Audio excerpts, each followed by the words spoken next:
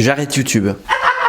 Dans 30 secondes arrive l'épisode sur l'Australie. Juste, je voulais préciser un petit truc avant. Fin juillet, je vous ai annoncé une série sur chaque équipe présente à la Coupe du Monde. Il se trouve que Willou, que vous devez sûrement connaître, a sorti sa série sur la Coupe du Monde, qu'il avait déjà fait en 2018 et sur l'Euro en 2021. Et comme on est différents certes sur la forme, mais que dans le fond, globalement, on allait dire la même chose, et ben j'ai décidé d'annuler cette série parce que je trouve que Willou est plus légitime pour le coup, puisque c'est un concept qu'il a déjà fait et qu'il fait très bien. Et du coup, pour convaincre une marque de nous accompagner sur le projet, on a quand même tourné un épisode pilote sur l'Australie que vous allez voir maintenant, mais voilà, ce sera le seul et l'unique de la série. Bon visionnage et abonnez-vous, c'est important pour pas rater les autres épisodes de la série.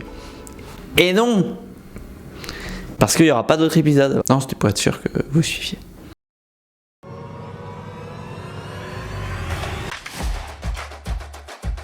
Cette année, l'Australie s'est qualifiée pour sa 5e Coupe du Monde d'affilée, ce qui est pas mal du tout pour une nation classée 39e au classement FIFA et dont le sport principal, c'est pas le rugby, c'est pas le football, c'est ce truc trop bizarre.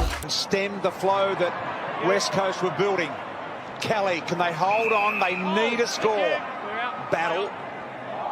Just pulled his kick back. Intercepted by Ryan. He grubbles one along the ground. It might go all the way. It's into the goal square. 3 more meters. Ils appellent ça le football australien. C'est un mélange bizarre de foot, de basket et de rugby. Et je pense pas que mélanger plusieurs sports comme ça soit vraiment une bonne idée. Oh les gars, je sens que vous êtes chaud pour une petite partie de volley-bowling. Ben non, on sort d'une partie, moi je vais rentrer à la maison.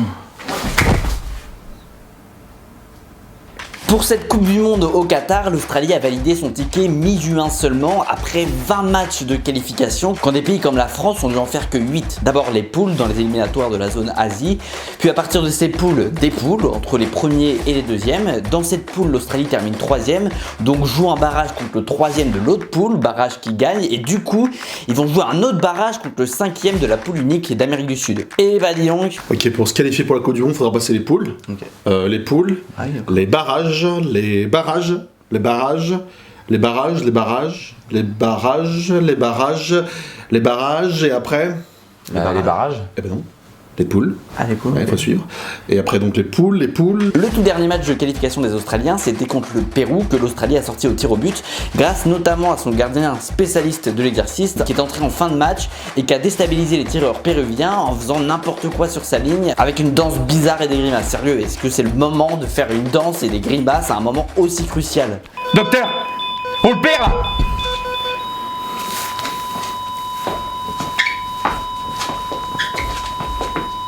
Enfin bon, ça a marché vu qu'il en a arrêté un et qu'il y a un autre tir qui a terminé sur le poteau. Donc c'est un peu lui le héros de cette qualification. Alors cette équipe d'Australie, qu'est-ce que ça donne? Est-ce qu'il y a quelques pépites ou des joueurs à suivre? Bon, pas vraiment.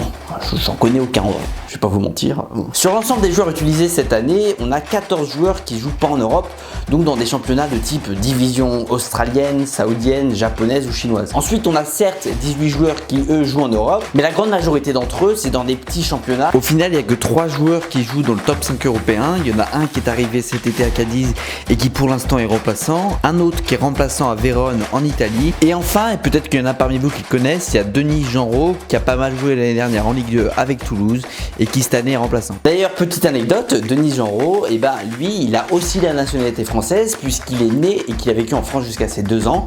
Ensuite, il est parti en Australie et puis il est revenu à Toulouse 20 ans plus tard. Après, il a choisi de jouer pour l'Australie et c'est dommage parce que s'il avait choisi de jouer pour la France, voilà à quoi aurait ressemblé le milieu de l'équipe de France. C'est marrant parce que c'est la même équipe. Voilà, c'est ça.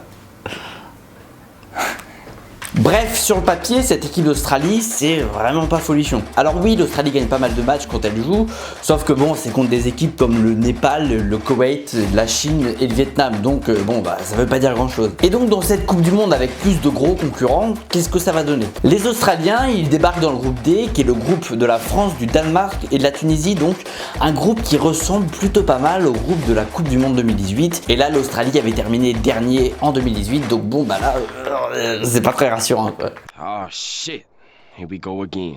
L'Australie est clairement pas favorite, donc après attention, même si je les vois 3e ou 4e du groupe, ça veut pas dire qu'ils vont pas nous faire chier non plus. Il y a 4 ans, souvenez-vous, on avait galéré. Comment vous expliquer qu'on galère contre des putains de surfeurs, leurs grands-pères les kangourous qui roulent en kangou? Là, ça risque d'être pareil, notamment parce que eux, ils viennent pas pour gagner, ils viennent pour pas perdre, ils viennent pour pas prendre de branlée. C'est ça leur objectif. Et c'est pas très optimiste comme objectif. Quel est votre objectif dans la vie? Oh bah moi c'est ne pas mourir.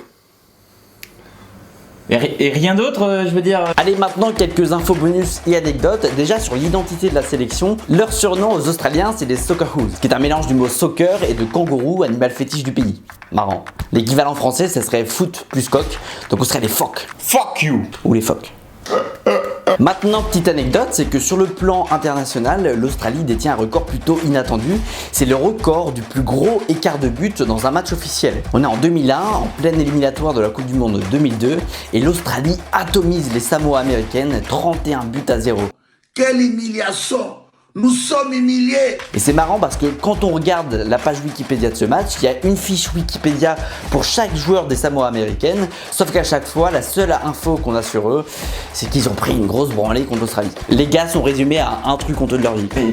Bah tiens, bah regarde, là on a Mathéo. Mathéo, il était en école de commerce avec moi. Mathéo, c'est la réussite, hein, président du BDE à l'époque, heureux père de 2 enfants, il est avec une mannequin, non, vraiment très cool. Voilà. Ça marche bien. Et puis donc là, on a un mec qui s'est pissé dessus jusqu'à 22 ans. Et tu t'appelles comment déjà? Régis. Ok, tu fais quoi dans la vie? À part te pisser dessus. Voilà. Allez, abonne-toi. S'il te plaît.